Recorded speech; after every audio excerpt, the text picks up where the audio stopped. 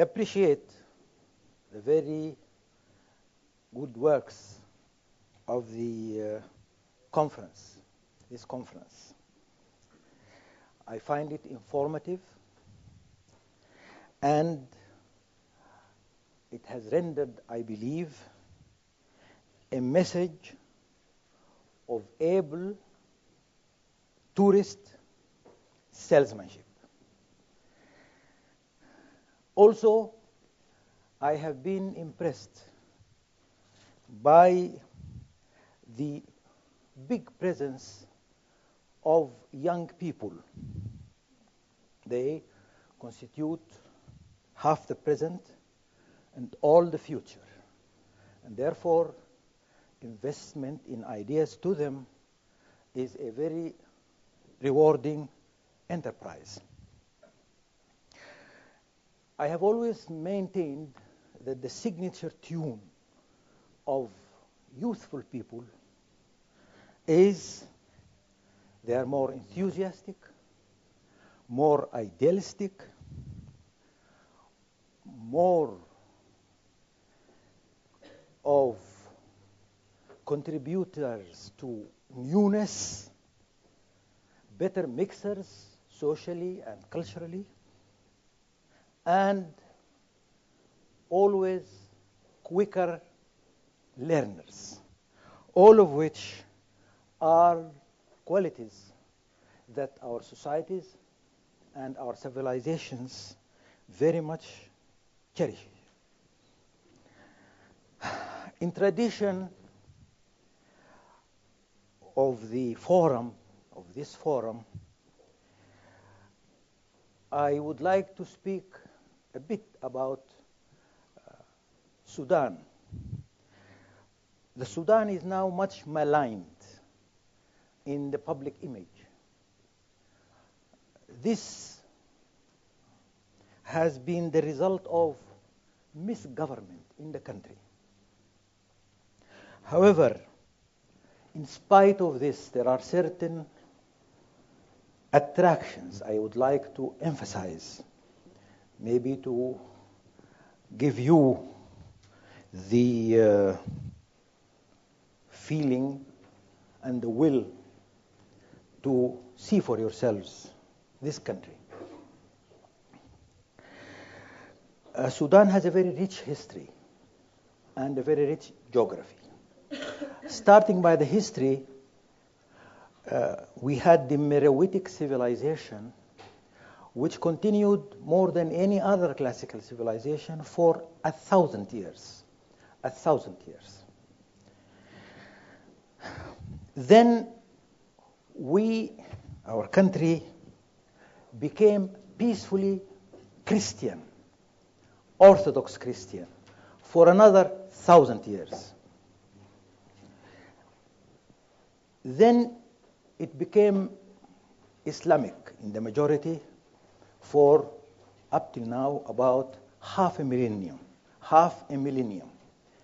But the peculiarity of Islam in Sudan is that it penetrated peacefully, not through any armed conflict. So this gives the country, I believe, a very rich history. It also has a very rich geography because the country represents what may be described as a microcosm of Africa. All the African diversity you can speak of or think about, you will find within Sudan's boundaries. North Africa and Sub-Saharan Africa. Then, thirdly, the country is very rich, although this is not well known, in archaeology. For instance, we have more pyramids than Egypt. We have got about 240 pyramids. And we have also certain archaeological remains that are nowhere else in the Nile Valley. That is, there is the remain of a university, an institute for learning, that is about 300 years before Christ, all of which are remains that should be seen to be believed, because in the general understanding of things, Sudan archaeology is not well known. The other point that I want to mention about Sudan is how the country is very, very foreigner-friendly. In fact, we have in our traditions statements about men or women whose generosity is being praised because they awaj al-darib. Now, awaj al-darib means that they have blocked the highway to get the guests at home to be generous to them. So this is a tradition. Everyone who goes to Sudan, irrespective of the political complexion of the country, will realize this friendliness to foreigners. Although, ironically enough, we had the bloodiest encounter with foreign interference. All the conquerors that conquered Egypt have tried to conquer the Sudan and failed. All of them. The Persians, the Romans, the Greeks, the Arabs, you name it, have all, after conquering Egypt, tried to conquer the Sudan and failed. Also, the British conquest of Sudan in the latest part of the 19th century was the bloodiest encounter that they faced. In the Battle of Omdurman, people who perished on our side were 11,000. So after all this bloody encounter, somehow the page was turned and the country became very, very foreigner-friendly. Finally, in this respect of salesmanship towards the Sudan, I would speak not of green summer. In summer we have a high, very high temperature. But I can speak of green winter. So when next time you shiver from winter in the West, you can find a very warm resort in Sudan. I am neither a government official, in fact, I am an opposition figure in Sudan, nor a tourist promoter. So I wondered why I have been invited to speak to you. I reflected on this and thought that I must have been invited to broach the wider issues that are, of course, very relevant to the issue of tourism and business. But anyway, that's what I will do. Broach the wider issues involved in this type of conference. So, tighten your seat belts for the tour.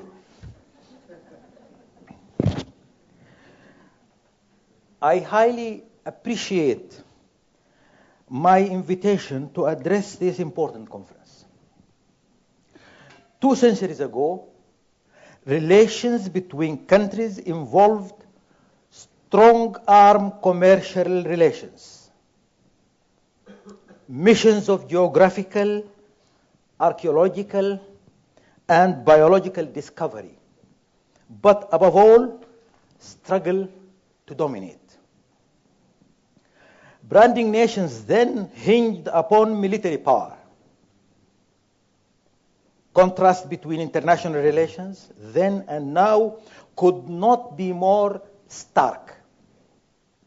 Of course, military power still matters, although recent experiences of military assertion have exposed the limitations of superior military power in dealing with asymmetrical resistance. In terms of trained manpower and superior firepower, NATO could be expected to walk over its Taliban enemies in Afghanistan today. In reality, its forces are besieged by almost phantom forces. The current events of non-violent revolutions in the Middle East have shown how the well-supplied armies have been turned into spectators of the historic events shaping their countries. By the same token, the influence of the considerable external military powers is negligible. Soft power, meaning the ability to get your purpose done without the use of violence, has become more effective in the conduct of international relations today. The United Nations has established a peace and stability system. Human rights have become a humanistic creed, religion, overriding all considerations. Globalization has, through a free international market and the combined effect of emails, Facebook, Twitter, and other cyberspace tools and fora, along with SMS and other call phone facilities, interconnected peoples. The satellite channels revolutionized the media, and the modern means of transport facilitated travel, buttressing the effect of an interdependent Earth. However, no progress in the centripetal effects of globalization could eliminate the centrifugal effects of competing national interests and diverse cultural identities. Modernization advances the frontiers of globalization. National interests and cultural identities pull in the opposite direction, creating a dialectical synthesis between globalization and identity. In the following points, I elucidate my opinion on the current state of nation branding and the lines upon which it should develop in the future. Point number one. Democracy is increasingly becoming the peaceful means by which political forces in a country settle their differences. In their search for electoral support, political forces have to market themselves, branding themselves in terms of their ideologies and programs. In a world where aggressive military assertion has become outlawed, competition in the various fields of endeavor is through soft power. The position of the various nations in this competition is defined by certain indexes, which together define the brand. Second point, stability in the world today for a nation is contingent upon its ability to provide its citizens with law, order, livelihood, legitimate governance, human rights and basic freedoms, and international acceptance. Such provisions are preconditions for development, which today depend upon various factors, particularly investment, exports, and tourism. The challenge a nation faces in this respect is to attract investors, to access export markets, and to attract tourism.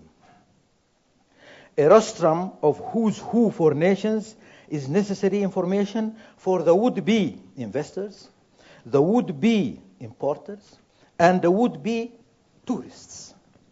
Third point. People may differ about the aspects which should define a country's brand. There are 10 criteria to brand a country for the relevant purposes, namely the size and quality of its population, the stage of its development, particularly the infrastructures, the geopolitical location, the natural resources, the fauna and flora, its commitment to the rule of law, the climate, its economic policies and attitude to the freedom of the market, its history and archaeology, its culture, finally, entertainment. In a just world, branding nations upon these criteria would lead to a catalog of the brands providing the necessary information. The specialized agencies which prepare the indexes are from the developed world, where the standards are set and where the personnel are recruited. They tend to be more familiar with their own cultures and so less familiar with conditions in the developing world. Also, statistics in the developed world are available and more accurate. A question for this conference to deal with is how to involve personnel familiar with conditions in the developing world and how to improve their statistics. Fifth point. Apart from the brain drain problem, which tax developing countries and makes them suffer big losses in terms of human capital, there is the problem of the internal brain drain, which means that the intellectual and cultural domination of the West brainwashes peoples in the rest of the world to view their problems in Western terms.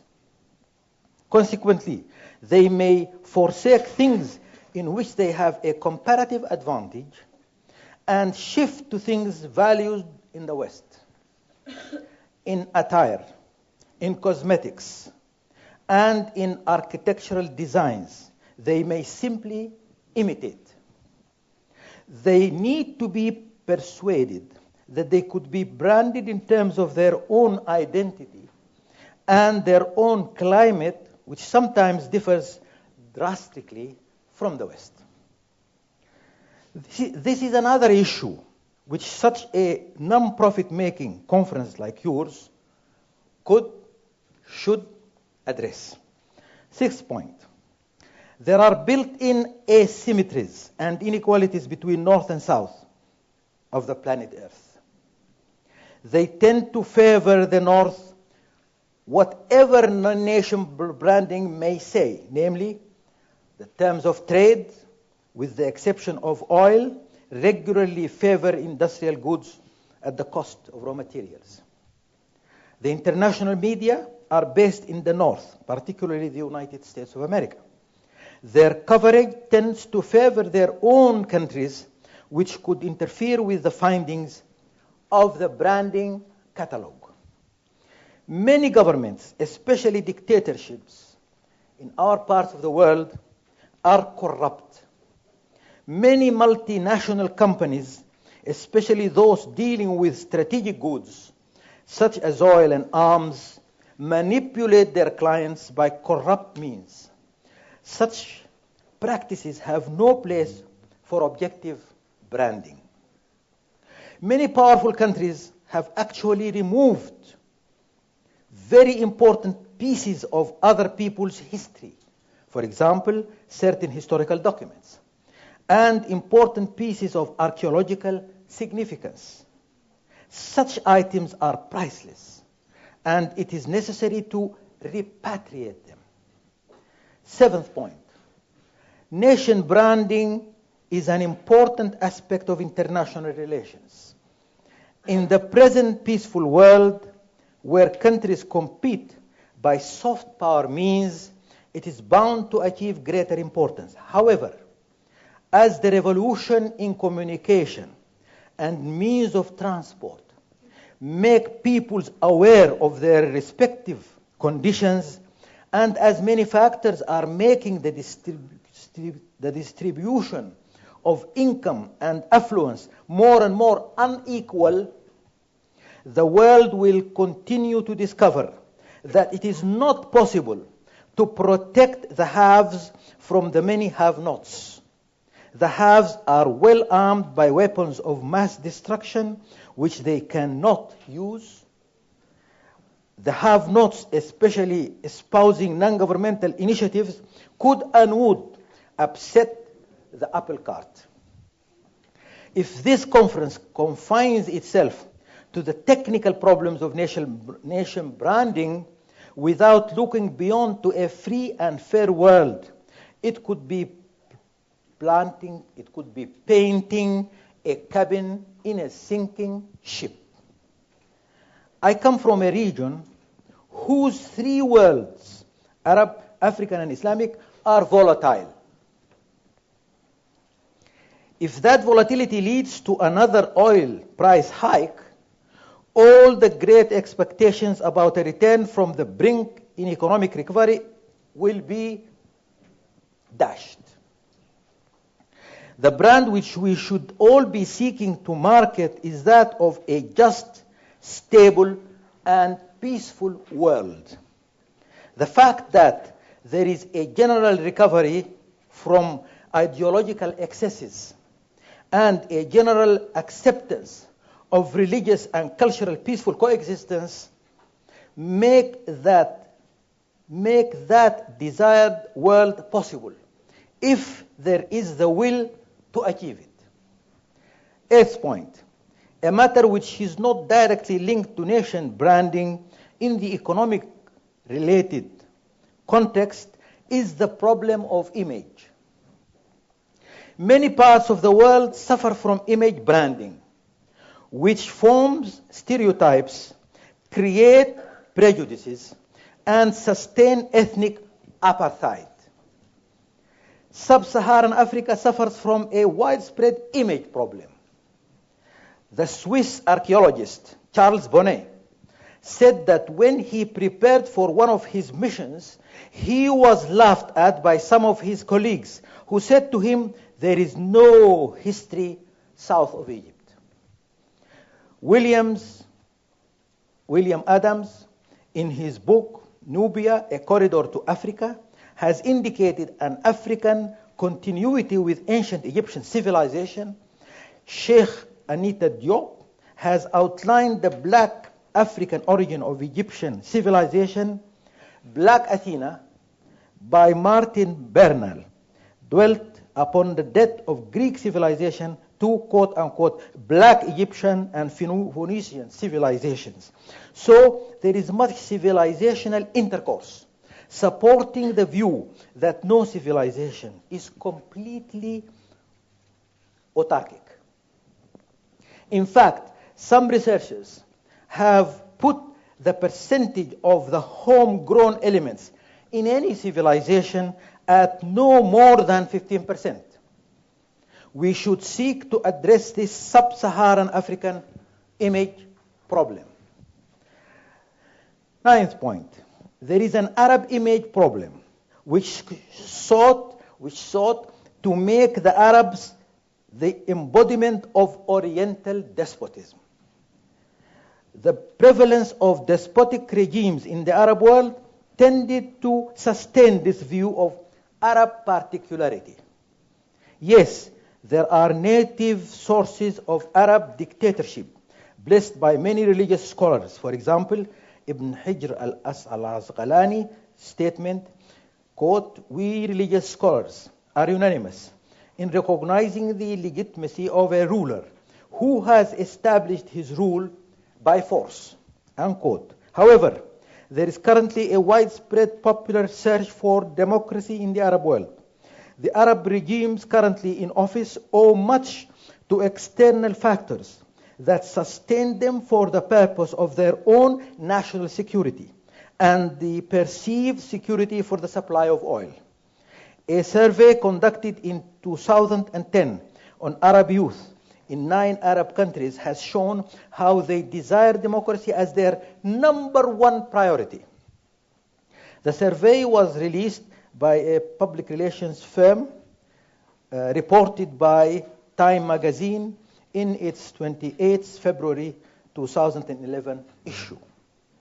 Nothing could be more convincing in erasing the image of Arab addiction to despotism than the level of current popular revolutions in the Arab world. Here again, there is a need for image replacement. The most important, point number 10, the most important image problem in the world today, especially in the West, is that of Islam. That it is the image that it is an irrational, violent religion.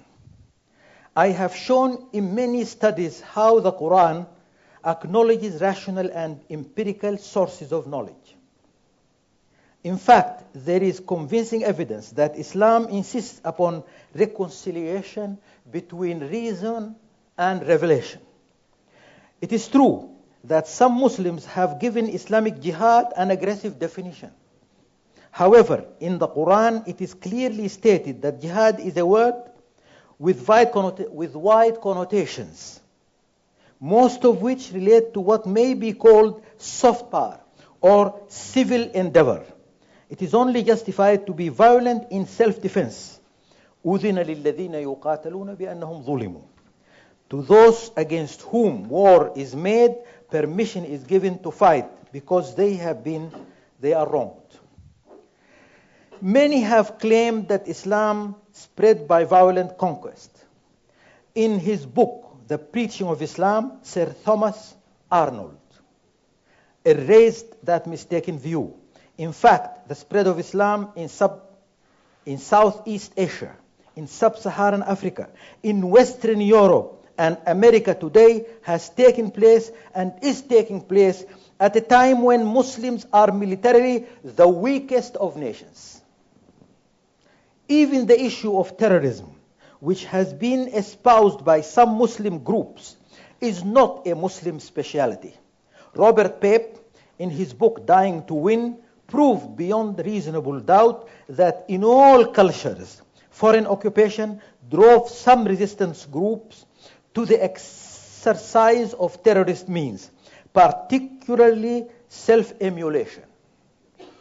In his recent book, A World Without Islam, Graham Fuller, former deputy director of the CIA National Council on Intelligence, maintained that the policies meted out to the inhabitants of the Middle East today would breed the same current reactions even if the inhabitants were not Muslims.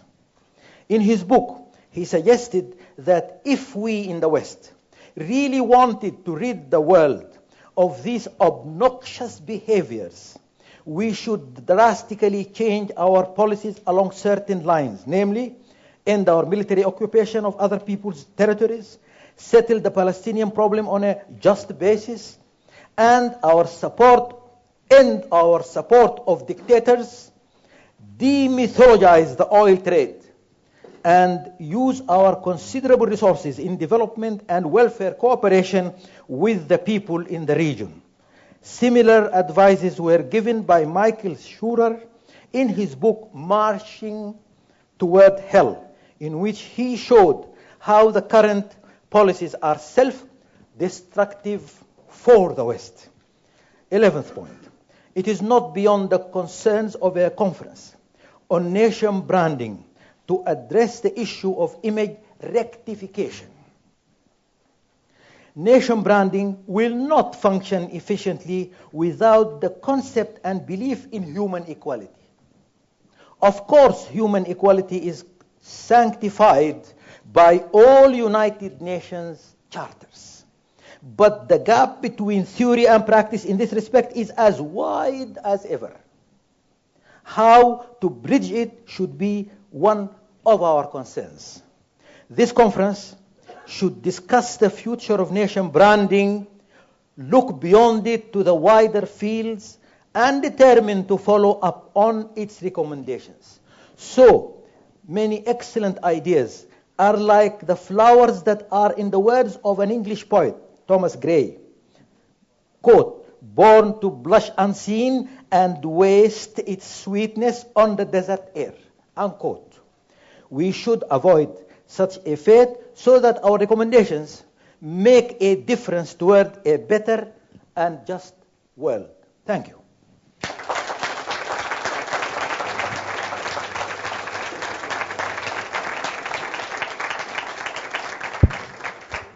Thank you very, very much for your reflections as well as your inspiration. Questions and comments, please. Thank you and good morning. I'm Lolisa Kwize from Botswana. I'm currently working as Community Development with the government of Botswana and Director for Kavangoto Youth Center. And I want to ask you, in your view, do you think the people of Sudan are enjoying the richness of your country? And you were talking about foreign-friendly Sudan. Is it this a theory or is reality that is taking place now in Sudan? And my other question is, what is the government of Sudan doing to restore peace, tranquility in Sudan? Thank you. What? The last point?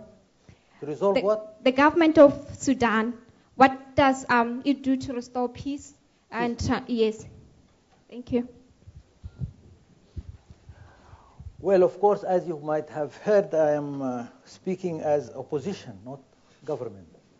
But anyway, the fact is that the people of Sudan are not enjoying the richness of the country. That's why there is war in Sudan. There are civil wars that are, I think, that have led to, what has led to this situation is the fact that a coup led by a minority party tried to impose a monolithic culture on people who have diverse cultural and religious identities. That is our tragedy. Our tragedy, in fact, goes against the aims and aspirations of this institute, because the aims and aspirations of this institute is that of cultural diplomacy. Unfortunately, in Sudan, this was what was eschewed by the government, and that's why there are the current conflicts that have raged in the country. And that is why we are in opposition to the current regime. But when I refer to Sudan's friendliness to foreigners, I am referring to the population, not the government. The government is not foreign friendly. They have expelled many humanitarian relief organizations. They are at loggerheads with the international community. The president is being criminalized for certain acts in Darfur. So I am not speaking on behalf of what's happening at the government level, but the people of Sudan are very, very foreigner friendly. And the contrast between the government and the people cannot be more wider. It is very wide. So the Sudan is suffering from the fact that we got this coup which tried to establish a monolithic culture on a country that is pluralistic, both in religion and in culture. And this is the tragedy of Sudan. We, as opposition figures, are trying to rectify this in order to create the atmosphere for human discourse, acceptance of plurality, acceptance of citizen equality, and so on. But your reference to the Sudan, if the reference is to Sudan government, the situation is now serious because of the conflict created by this attempt to apply a monolithic cultural program. But the people of Sudan, in contrast, are a very friendly people, and I have quoted the fact that both Christianity and Islam have spread in the Sudan peacefully. There was no conflict as a result of either. And that created in the Sudan a heritage of tolerance that is quite conspicuous in the country's psyche. Okay. Assalamu alaikum. My name is Alexandra. I'm from Poland. And well, I wanted to ask about the recent news and development in Sudan, and how do you personally see the near future of Sudan after the split of southern Sudan? This is unfortunate because the possibility is that we will have a Pakistan-India syndrome or a Kosovo-Serbia syndrome.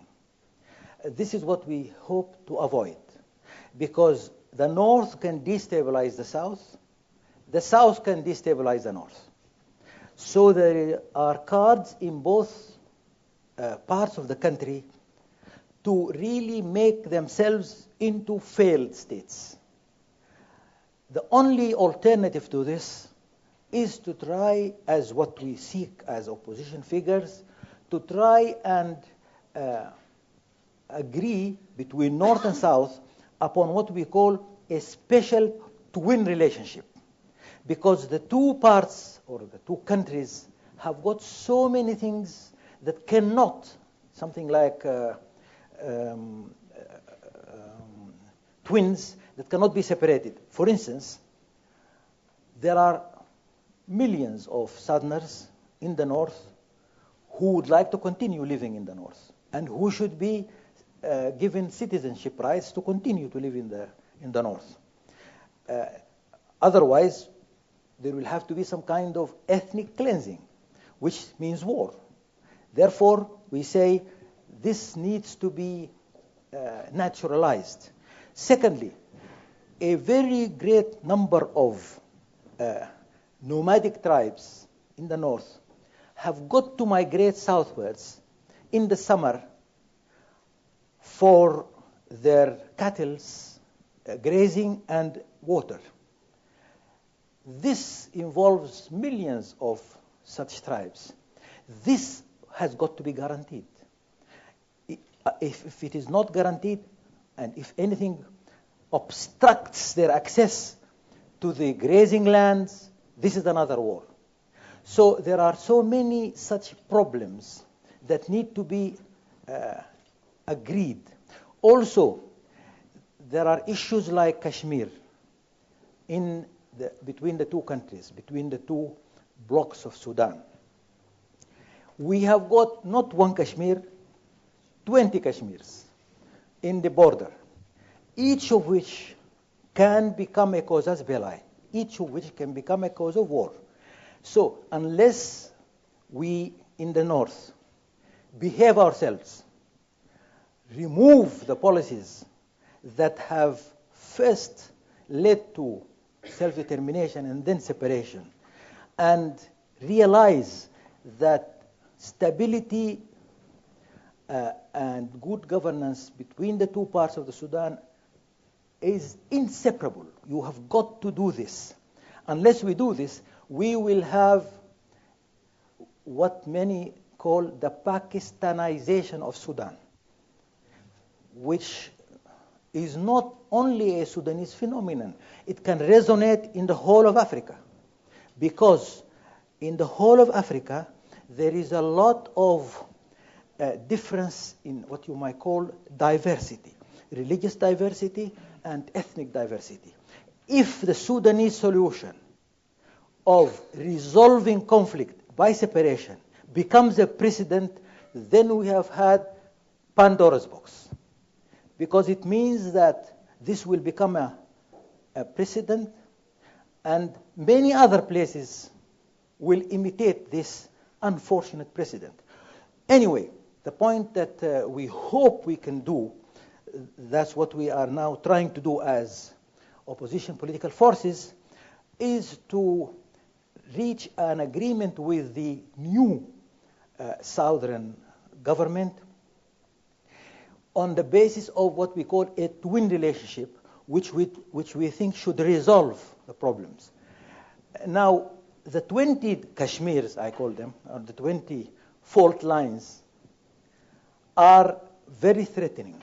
That's why we suggested the formation of what we call a Wise People Commission.